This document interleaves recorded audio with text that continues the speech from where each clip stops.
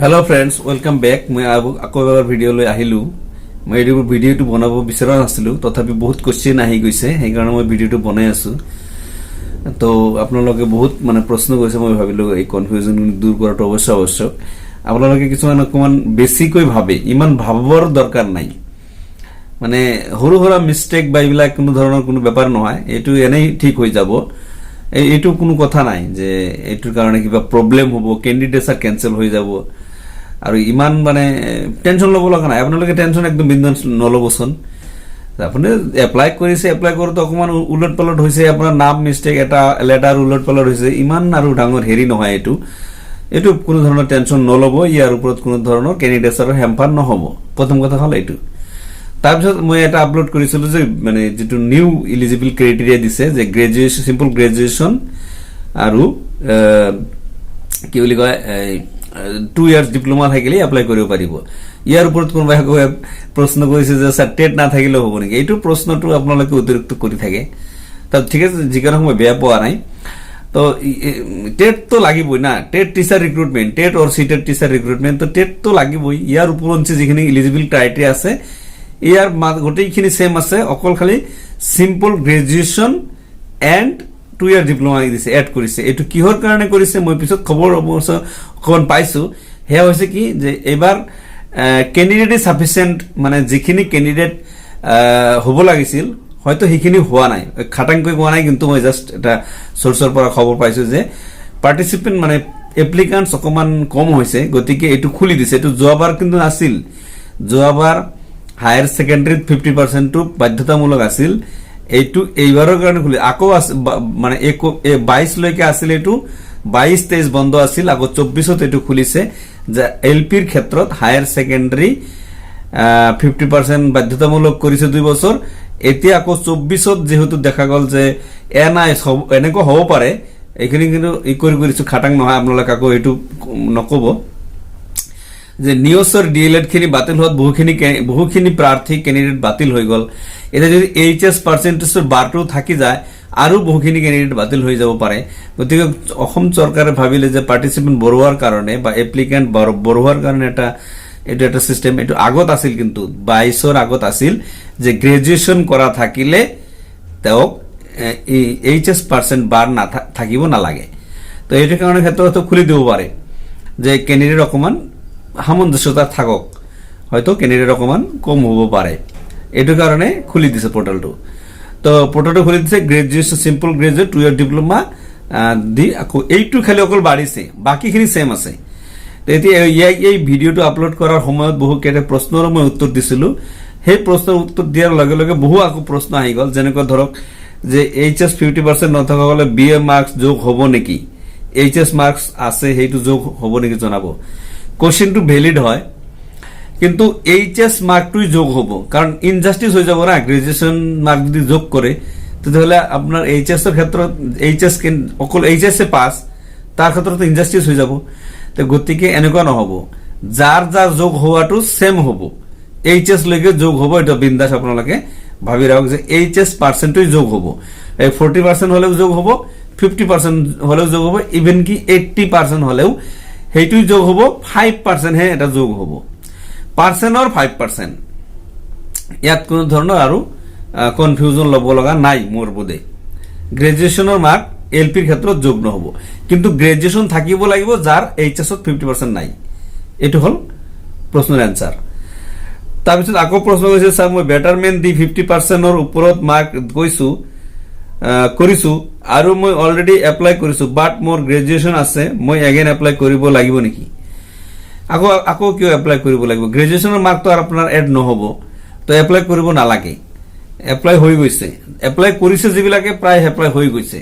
হৰু হৰা দুটা মিস্টেক এই আখৰ অমুক তমুক পিডিবি মানে ফিজিক্যাল ডকুমেন্ট ভেৰিফিকেশন কিহৰ কাৰণে হয় এই ভুলটো শুধৰণি কৰাৰ কাৰণে এই হৰু হৰা মিস্টেক লৈ আপোনালোকে ইমান টেনশন নলব তো ইমান টেনশন লব লগাও নহয়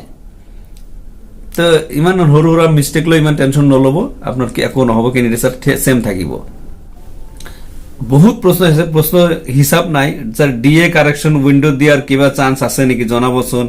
স্যাৰ মই এপ্লাই কৰোতে বিএ ইউনিভাৰ্সিটি মই যেটো আলোচনা কৰিলো ডিব্ৰুগড় ইউনিভাৰ্সিটি দিব লাগিছিল ভুলতে মোৰ কলেজ নামটো আহি গল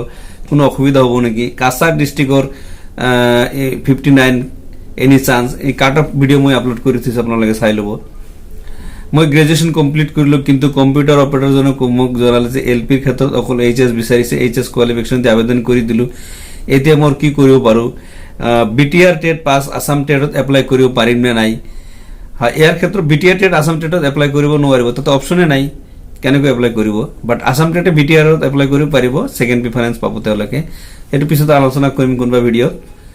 কাছাৰ ডিস্ট্ৰিক্টৰ এটো আলোচনা কৰিলো মই এপ্লাই কৰতে হাইয়েষ্ট কোৱালিফিকেশ্যন এইচএছ দিছো মোৰ কোৱালিফিকেশ্যন এমএ মই এতিয়া এড কৰিব পাৰিম নে নাই স্যাৰ মোৰ কৰিজেন্ডামটো পঢ়িলো আৰু বহুত ভিডিঅ চালো কিন্তু কত আৰু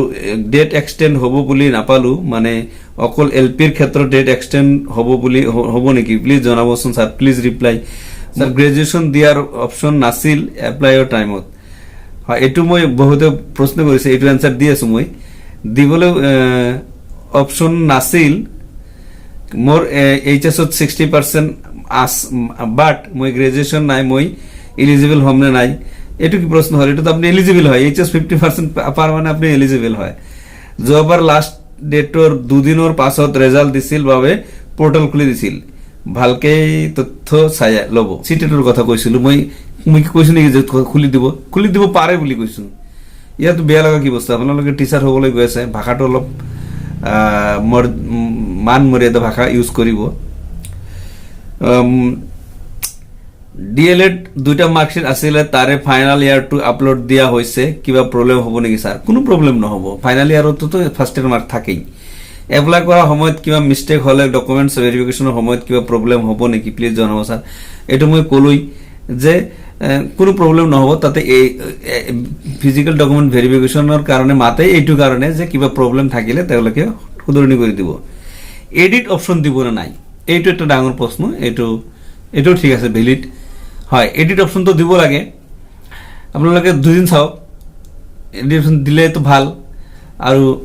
নিদিলে তাতে অফলাইনতে কৰিব পাৰিব কোনো ধৰণৰ কোনো প্ৰবলেম নাই ইমান টেনশন ল'ব লগা নাই যে আপুনি টুপনি ক্ষতি কৰিব এনেকুৱা ধৰণৰ কোনো টেনশন নাই सर उनका क्या जो डिग्री का 5% ऐड होगा मैं बता रहा हूँ ना आपको डिग्री का कोई ऐड नहीं होगा सिर्फ अलाउ किया गया है डिग्री जिसका है उसका कोई परसेंट बार नहीं होगा एचएस में कोई ऐड नहीं होगा এইচএস পার্সেন্ট অল নাই অলরেডি এপ্লাই কৰি দিছো আকৌ ৰি এপ্লাই কৰিব লাগিব নেকি এডিট অপশন দিলে তো আপনি এডিট কৰিব পাৰিব আৰু মোৰ বোধেৰে আপোনালোকে দুটামান দিন চাওক যেহেতু পোর্টাল আকৌ বন্ধ হ'ব আকৌ খুলিব তো এডিট অপশন দিব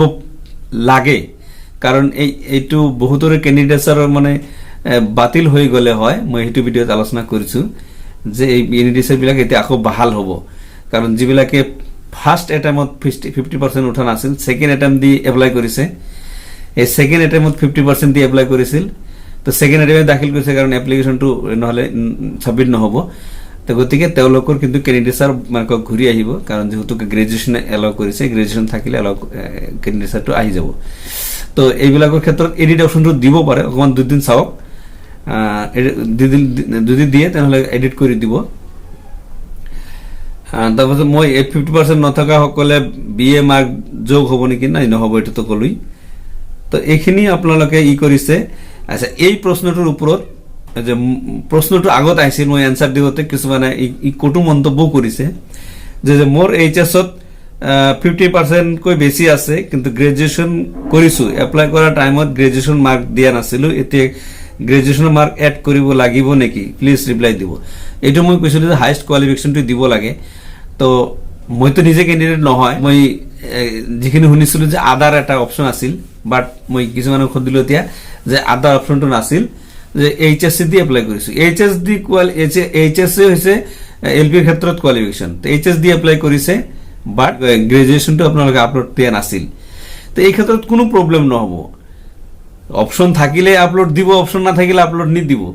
মই কৈছো যিবিলাকে দিয়া নাই তেওঁলোকে অফলাইনত গৈ গ্ৰেজুৱেচন আছে বুলি তো লিখি দিও কাৰণ কেবাবাৰ কি ক্ষেত্ৰত দেখা যায় যে মই কথাটো কৈছিলই যে এপয়েন্টমেন্ট লেটাৰতে কোৱালিফিকেশনটো লিখি দিয়ে গ্ৰেজুৱেচন টিচাৰ গ্ৰেজুৱেট টিচাৰ ক্ষেত্ৰত লিখি দিয়ে তো মই কথাটো কৈছিল আৰু লগতে গ্ৰেজুৱেট থাকিলে আপুনি অকমান দৰমহা বেছি পাব তো কোনো প্ৰবলেম নাই আপনি পিছতো এটো অৰ্ডাৰ উলিয়াব পাৰিব এপয়েন্টমেন্ট পোৱাৰ পিছতো আপনি গ্ৰেজুৱেট বুলি আপনি অৰ্ডাৰ উলিয়াব পাৰিব কোনো ধৰণৰ কোনো প্ৰবলেম নাই এবিলাক সৰু সৰু প্ৰবলেম কিন্তু ইয়াৰ ওপৰত যে আপুনি এজন টিচাৰ হ'বলৈ গৈ আছে, এজন ইউটিউবাৰ, এটা সাপোজ হিও মানুহ অলপ ভুল হ'ব পাৰে, তেখেতক গালি শুপনি পাৰা বা কিবা কৰা, এইটো আপোনাৰ কাৰণে হ'ব নাপায়। কাৰণ you will be a teacher, আপুনি টিচাৰৰ কাৰণে এপ্লাই কৰিছে, তাৰমানে আপুনি টিচাৰ। আৰু টিচাৰৰ কি কি গুণ থাকিব লাগে সেইটো টিচাৰ হোৱাৰ পিছত যেতিয়া ট্ৰেইনিং পাব তেতিয়া পাই যাব। তো গতিকে আপোনালোকে ভাষাৰ যিটো সন্মান, ভাষাৰ যিটো মান মৰ্যাদা সেইটো ঠিক ৰাখিব চেষ্টা কৰিব, এইখিনি মই ভাবোঁ, এইখিনি আহ্বান কৰিছোঁ মই আপোনালোকক। আৰু আপোনালোকে নাভাবিব যে যিবোৰ ইউটিউব চলায় যে তেওঁলোকে কিবা নাজানে বুলি বা তেওঁলোকৰ কিবা পদ নাই বুলি, সেইটো নাভাবিব। এজ এ ফ্ৰেণ্ড পৰামৰ্শ দিলোঁ। চ' মই সদায় আপোনালোকৰ হেল্প কৰিবলৈহে ভিডিঅ'বিলাক বনাই থাকোঁ, যে অকণমান যদি হেল্প হয়। আৰু নহ'লে মই প্ৰিপাৰেশ্যন এক্সাম ভিডিঅ'বিলাক কিয় দিওঁ, আৰু মোৰ প্ৰিপাৰেশ্যন এক্সাম ভিডিঅ'বিলাক বহুতৰো হেল্পো হৈছে। যিখিনি মই পাৰোঁ, যিমানখিনি পাৰোঁ, এতিয়া ছ'চিয়েল ছাৰ্ভিচ আপোনাক হেল্প কৰা যায়। তো এইখিনি কথা আছিল, আহ্বানটো এইটোৱেই আছিল। চ' ইমান চিন্তা কৰিব লগা বিষয় নাই, অকণমান সৰু সুৰা মিষ্টেক থাকিলে কোনো কথা নহ'ব। চ' এইখিনি ভিডিঅ' আজিৰ ভিডিঅ'টো প্ৰশ্নৰ ওপৰত প্ৰশ্ন কৰাৰ কাৰণে মই ভিডিঅ'টো বনালোঁ। চ' এইখিনি আছিল আজিৰ video'. So' hope for the best of luck, শুভকামনা দি মই ভিডিঅ'ৰ পৰা বিদায় লৈছোঁ। Thank you so' much.